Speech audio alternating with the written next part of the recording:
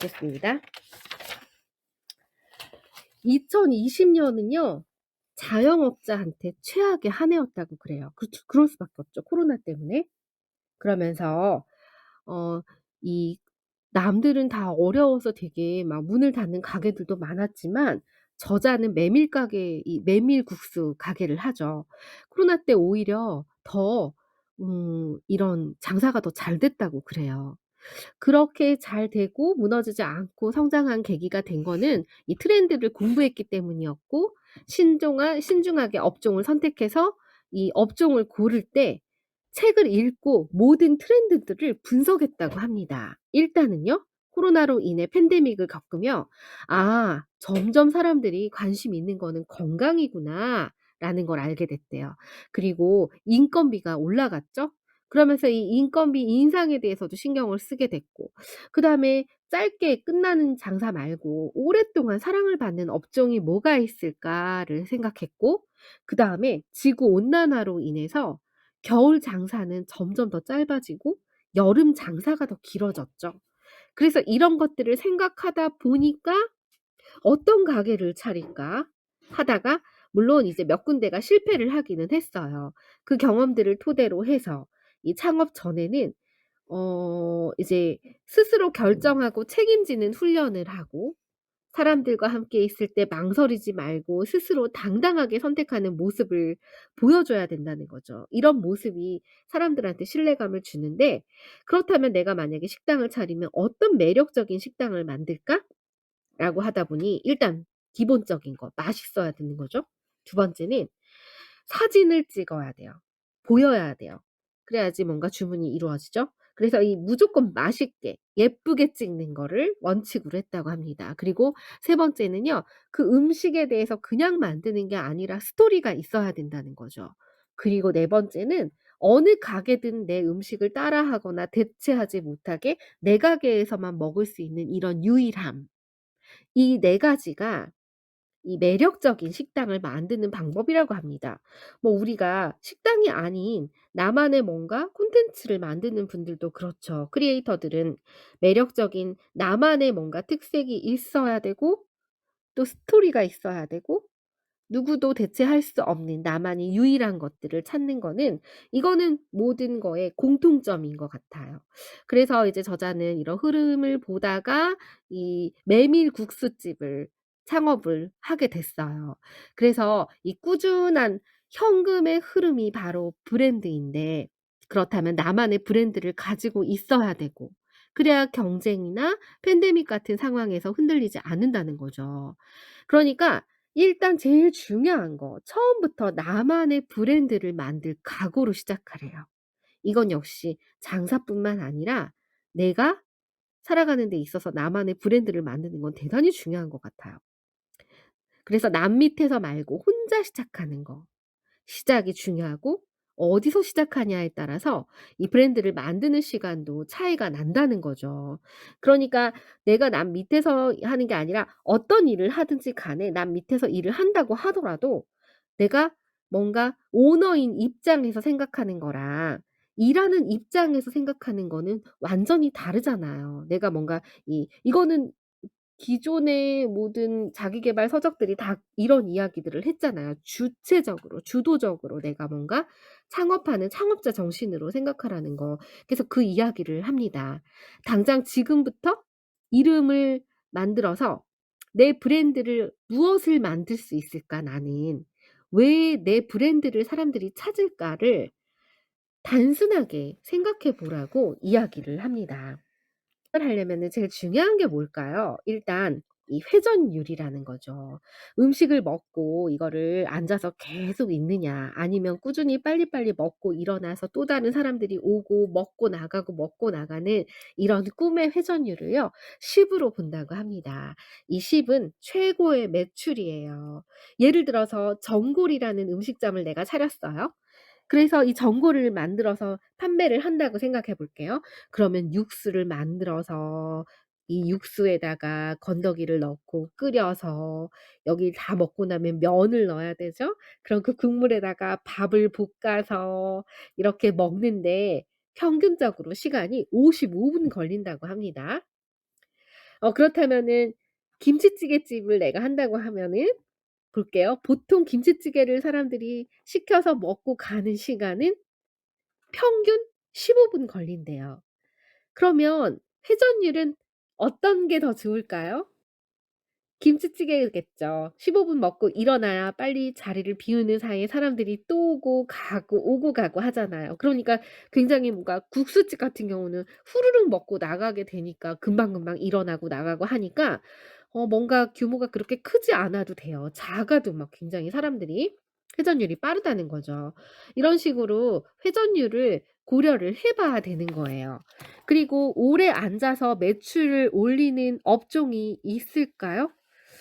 음 만약에 그런 일도 있죠. 오래 앉아서 매출을 올리는 이런 업종도 있어요. 또 어떤 가게는 회전율을 높여야지 매출을 올리는 업종도 있어요. 그러니까 내가 만약에 가게를 하고 싶다, 음식점을 하고 싶다 하면 이런 회전율을 고민을 해 봐야 된다는 거죠. 그래서 이거를 할 때 항상 회전율은 계산하는 연습을 하는 게 중요하대요. 그리고 수익률 같은 경우도 만약에 뭔가 이 원자재를 가지고 요리를 해 가지고 이 음식을 그 금액에 어떤 금액에 판다면 그 금액에서 만약에 만 원의 손님에게 판다면은 순수하게 나한테 맞는 수익이 몇 프로를 가져갈 것인가. 이 순이익을 30% 이상 손님이 그러니까 30% 이상을 내가 수익을 내면은 손님이 떠난다고 합니다. 왜 그럴까요? 아무래도 더 이 수익을 더 내가 많이 내게 되면 재료부터 시작해서 뭔가 남는 게 내가 더 많으면 재료가 더 안 좋을 수밖에 질이 떨어질 수밖에 없겠죠. 그러다 보니까 저자는 수익을 남들보다 20% 에서 29% 까지 수익을 더 적게 줄여 갔대요. 그랬더니 사람들이 이런 반응이 나왔다고 합니다. "아니 이렇게 좋은 거를 싸게 팔면 남는 게 뭐가 있어요?" 라고 한다는 거죠. 그만큼 질이 좋아질 수밖에 없다는 거죠. 그래서 이 저자는 이런 원칙으로 메밀국수집을 하면서 20%만 남기고 남은 수익은 좋은 재료를 구입하는 데 쓰면서 점점 이게 이 집은 너무 음식이 맛이 있다. 질이 좋다." 이런 평을 받았다고 그래요. 그래서 요리의 핵심이 덧셈이 아니라 빼기다라고 이야기를 합니다. 장사가 안 되면 일단 뭔가 메뉴부터 늘릴 생각을 하는데 오히려 메뉴를 줄이래요. 그래서 이 요식업에서는 더하기는 결국 빼기다라고 이야기를 합니다. 또 여기서 강조하는 이 장사의 내공은 뭐냐? 바로 이 워크 이지 하라예요. 워크하면 뭔가 하드를 떠올린다는 거죠. 어렵게 뭔가 힘들게 이게 아니라 더 힘을 빼서 쉽고 즐겁게 성과를 내는 이런 사람들이 정말 많은데 이들의 핵심은 단순함이라고 합니다. 그래서 모든 일을 단순하게 처리한다는 거죠. 그래서 이 저자가 되게 주장하는 단어는 미리미리 그다음에 매일 성과를 만들려고 노력을 했다고 그래요. 그래서 이 아침 시장을 많이 공략을 해서 아침에 가정에 이 간편식 위주의 식사를 하는 이런 게 굉장히 쉬운 차원인데 한번 요거 볼게요. 제가 이게 그림으로 인스타에 있는 이런 사진들을 한번 뽑아 와 봤어요. 여기가 되게 핫한 곳이라고 합니다. 이태원에 있는 서머레인이라는 식당이에요. 여기는 오전 7시 반에 문을 열어요. 그리고 아침 8시 가 되면은요 자리가 벌써 만석이라고 합니다. 가격은요 여긴 브런치를 팔아요. 근데 이 브런치 가격이 1 인분에 17,000원 정도고요. 작은 가격은 아니에요. 그리고 무조건 사람 한 사람은 1인 1 메뉴예요. 그리고 그런데 여기가 자리가 없을 정도로 굉장히 핫하다고 그래요. 예 가까운 데 사시는 분들은요 이곳에 한번 아침에 다녀와 보시는 것도 너무 좋을 것 같아요. 그리고 오른쪽에 있는 그림은요 해방촌에 있는 오파토라는 식당이에요. 여기는 오전 메뉴로 창업을 한다면 거주하는 이 많은 직장인의 상권을 분석해야 되는데 여기 역시 아침에 하는 이런 아침 브런치 메뉴로 굉장히 핫하고 인기가 많은 데라고 합니다. 어떠신가요? 아침에 장사를 하는데 오전에 끝나요. 오후 2 시에 문을 닫거든요. 좋은 점이 있어요. 아침에 문 연 가게가 없다는 거예요. 그러니까 경쟁률이 높지가 않아요. 저녁에 여는 식당들은요, 경쟁률이 되게 많아요. 그럴 수밖에 없어요. 그러니까 아침은 그렇게 경쟁률도 많이 없고 이렇게 해도 이 가게들은요, 500만 원 이상의 매출을 올린다고 합니다. 그만큼 경쟁력이 없으니까도 있고, 그다음에 이 시간대가 그렇다는 거죠. 그러니까 내가 만약에 한다? 빨리 끝나니까 되게 좋은 경우도 있고요. 일찍 끝나니깐요. 새벽에 일찍 열고 문 닫고 오후에는 뭔가 할 일을 하면 되잖아요. 그래서 뭔가 남들이 하지 않는 그런 시간대를 공략하는 거. 그래서 경쟁자가 없다는 게 큰 장점이 됩니다. 이렇게 한식 브런치를 저자도 오픈할 계획이 있다고 그래요. 이게 앞으로는 한식 브런치도 대세가 될 거라고 하네요. 그래서 주말만 장사해도 이틀에 1,000,000원 매출이 되니 주말 오전만 장사해서 1년 매출 그러면 5억 원 목표로 1 년에 90일 장사하는 게 목표라고 합니다. 아 그러니까 이렇게 요식업을 하는 사람들 이런 거에 관심이 있는 사람들은요.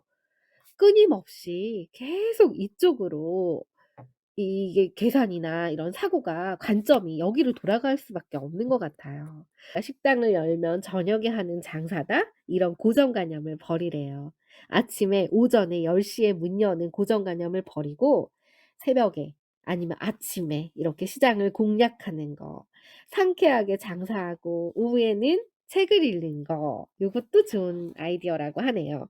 그래서 늘 내가 어떤 사람인지, 내 위치가 어디인지, 내가 가고자 하는 목표가 어디인지를 알고 내가 제일 유리한 나만의 방식을 찾는 게 먼저라고 합니다.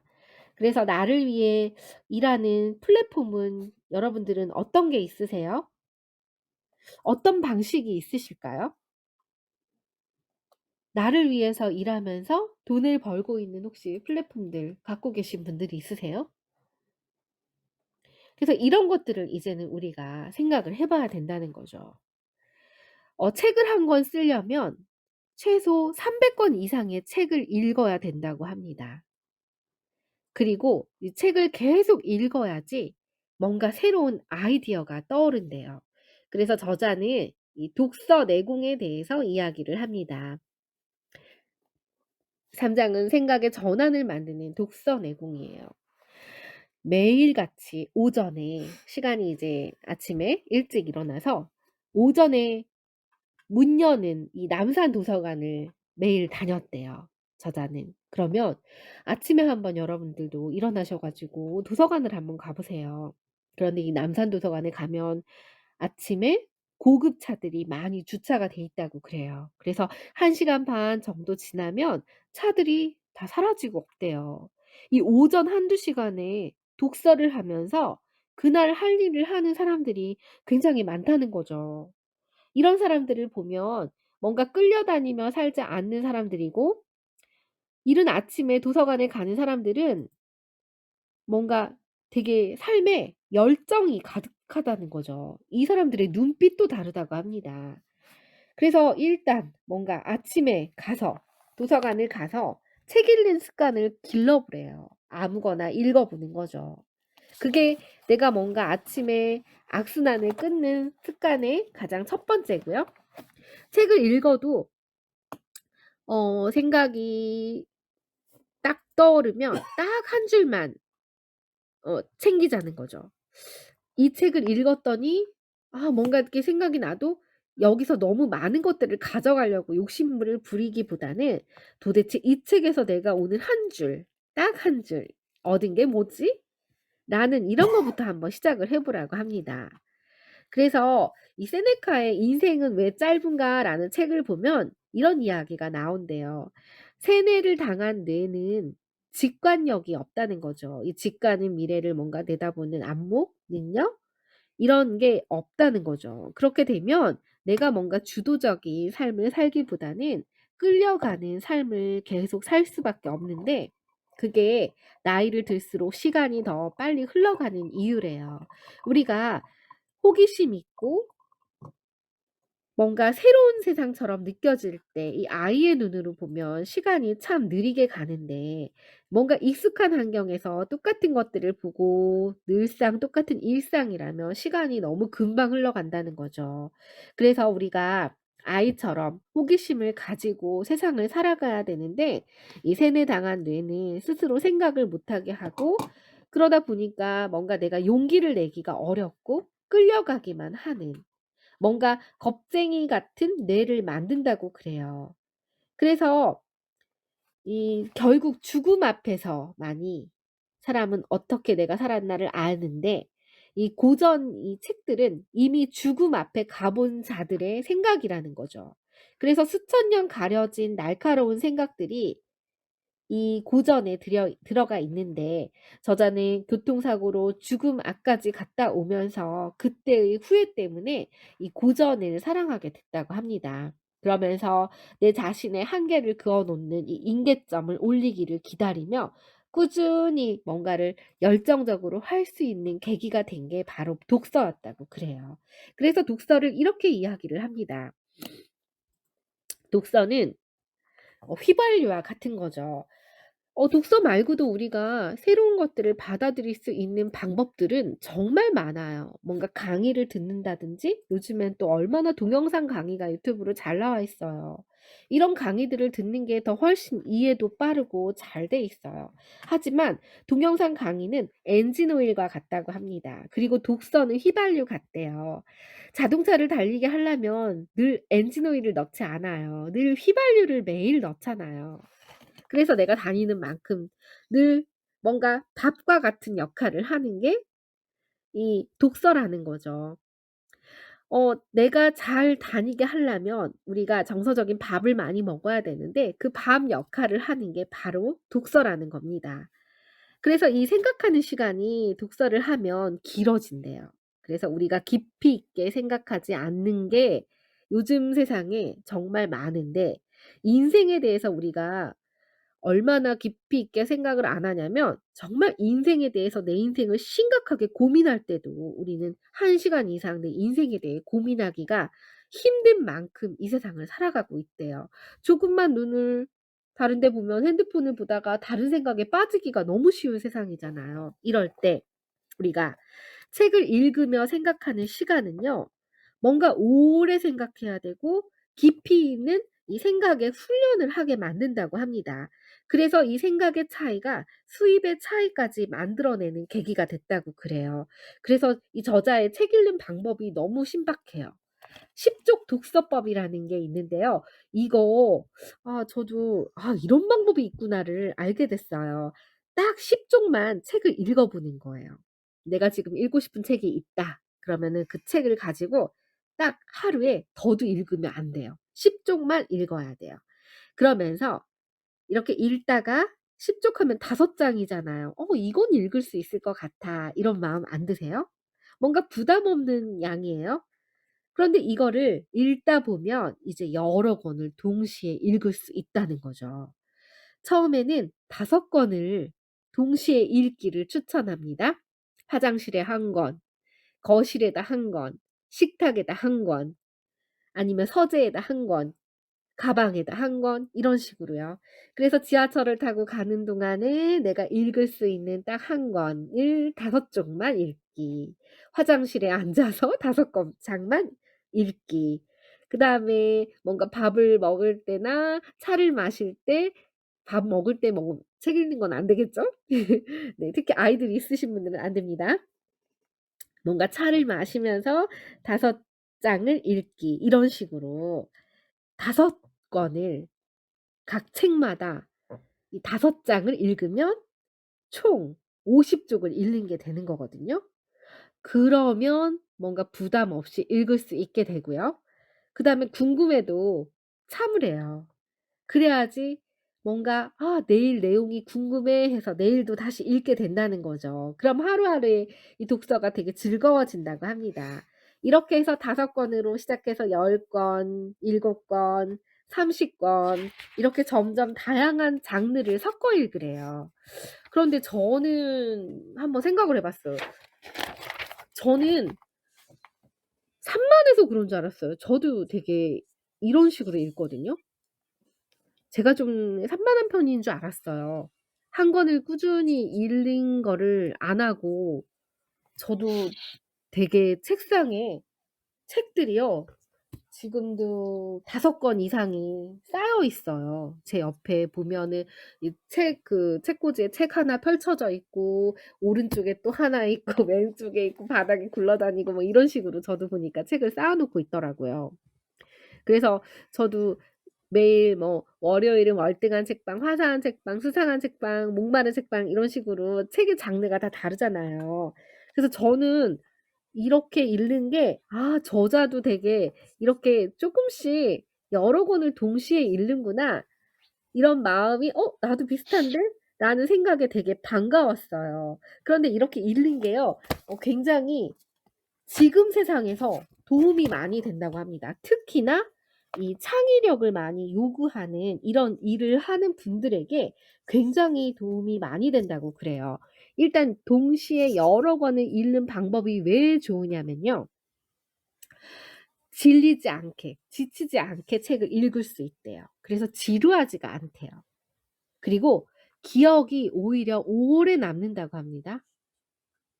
아 정말 그런 것 같아요. 그리고 여러 책의 내용을 같이 읽게 되면 '정신이 산만하지 않을까?'라는 생각을 하는데 그렇지 않대요. 이게 오히려 생각들이 짬뽕이 돼 버린대요.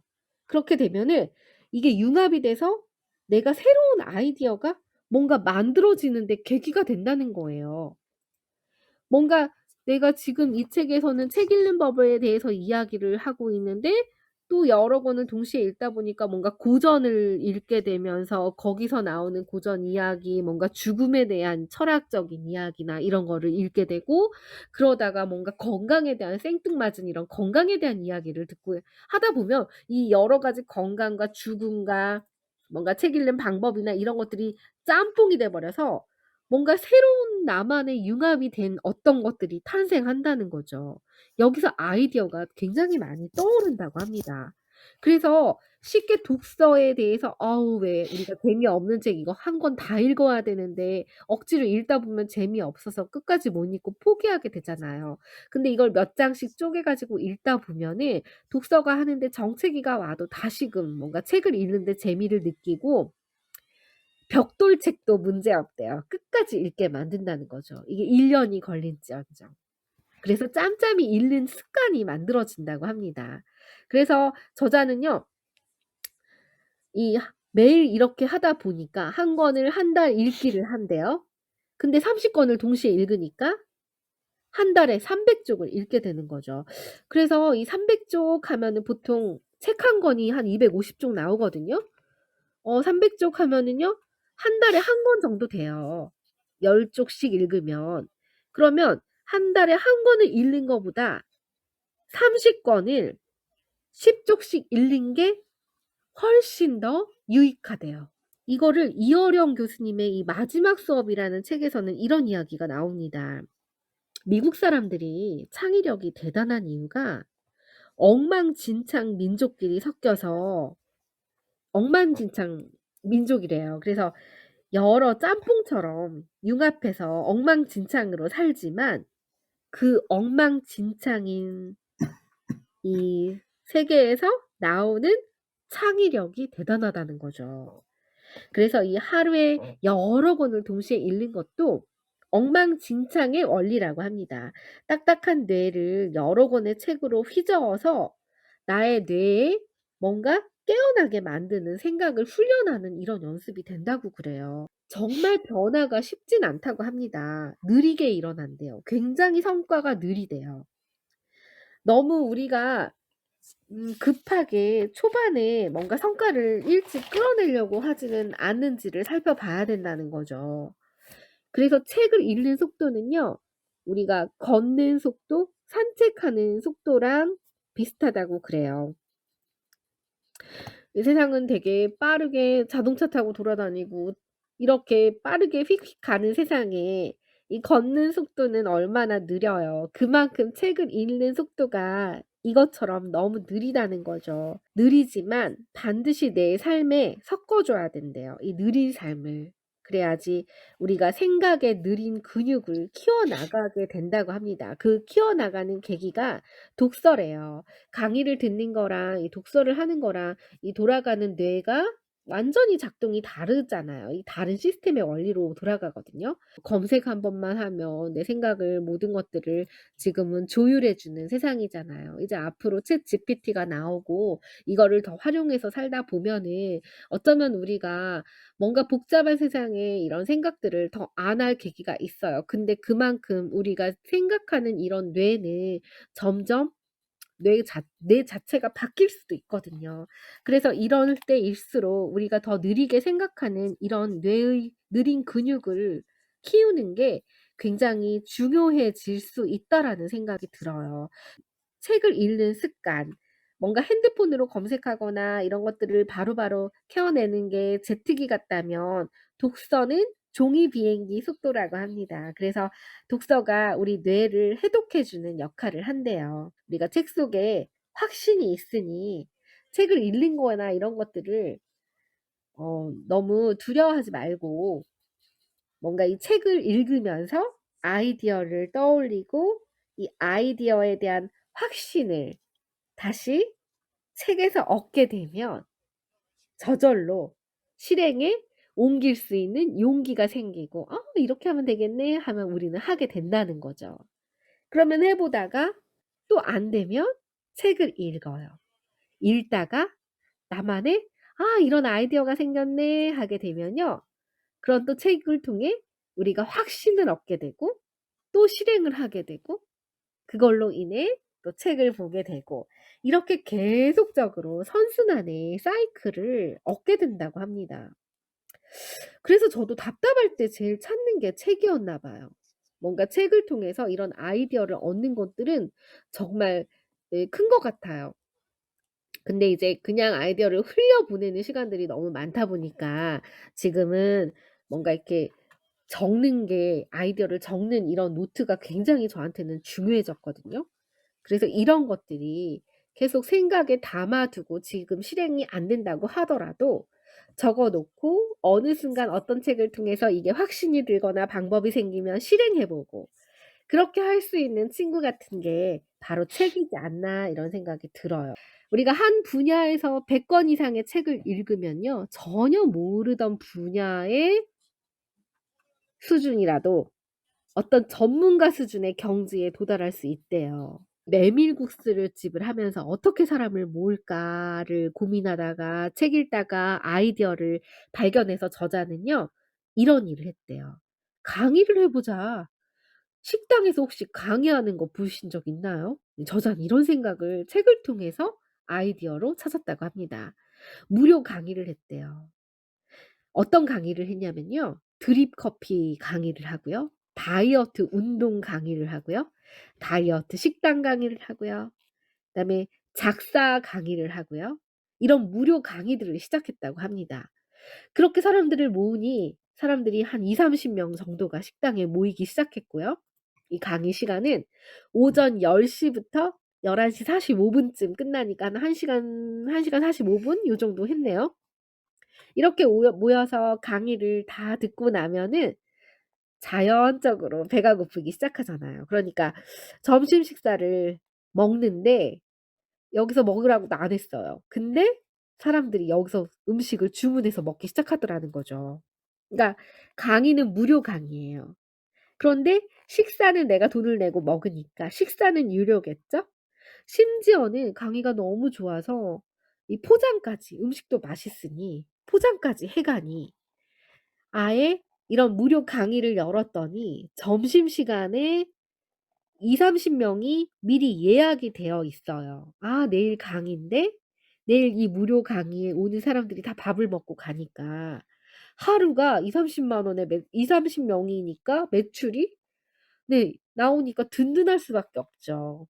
그래서 이렇게 아이디어를 통해서 수익을 올리게 해 줬다는 거죠. 이 계기는 바로 책이라는 거죠. 그래서 사장에서는요. 그렇다면 이 돈의 선순환을 만드는 부의 내공은 뭘까? 아침에 2 시간만 일찍 일어나래요. 1 년이면 충분하대요. 그 시간에 책을 읽는 거죠. 바로 슬로우 스타트의 스타터의 힘인데요. 저자는 장사를 4번 실패하고 5 번째 성공하고 43 살의 나이에 결혼도 하고 이 성공하는 이 나이가 43 살이라고 해요. 그래서 여러 가지 도전을 했는데 다 실패가 되면서 '아 돈이라는 건 절대 한 번에 확 하고 벌어지는 게 아니구나.' 특히 초반에 어느 정도 자본금이 쌓일 때까지는 속도가 엄청 느리다는 걸 깨달았다고 합니다. 이 속도를 견뎌야 된대요. 그리고 이 속도가 돈이 쌓일수록 점점 빨라진다는 걸 알게 됐대요. 근데 문제는 이 속도를 견디는 게 쉽지가 않다는 거죠. 그래서 중요한 게 돈으로부터 돈을 쫓으려고 해서는 안 된대요. 돈에서 멀어지래요. 트렌드를 쫓는 사람보다 더 앞선 미래를 보는 사람들은 자신이 트렌드를 만든대요. 근데 이런 더 앞선 안목을 볼 수 있는 게 뭐냐? 저자는 그게 책을 가지고 공부한 거라는 거죠. 그래서 이 미래를 내다보는 눈이 커진 거 그게 뭐냐? 딱 3년 동안 정말 이 책을 보면서 도서관에서 이 책을 본 거였고요. 부자가 되려면 우리가 이 피아노를 악기를 잘 연주하려면 이 악보를 보고 악보를 보는 이 안목이 필요하잖아요. 그것처럼 부자 악보는 반드시 경제나 금융 지식을 공부해야 된다고 합니다. 이 혼자 버는 돈은 한계가 있대요. 그래서 돈을 벌게 하는 게 중요한데 그러기 위해 주식 공부, 경매, 부동산, 펀드 공부를 해야 되고 이걸 모르면 절대로 부자가 될 수 없다고 이야기를 합니다. 그래서 금융 경제인이 돼야지 부자가 된다고 그래요. 그러면서 나쁜 돈, 예를 들어 뭔가 도박과 같은 이런 돈들은 돈을 잃게 해요. 그리고 허망한 돈들이 있어요. 어쩌다 들어오는 뭔가 나한테 들어오는 목돈과 같은 이런 계획이 없이 생기는 돈은요. 어느 순간 계획이 없기 때문에 먼지처럼 잃게 된대요. 하지만 건강한 돈은 친구를 데려온대요. 그러니까 계속적으로 선순환으로 돈이 들어오게 만드는 역할을 한다고 그래요. 오늘 부족하지만 함께 들어 주셔서 너무 감사합니다. 네.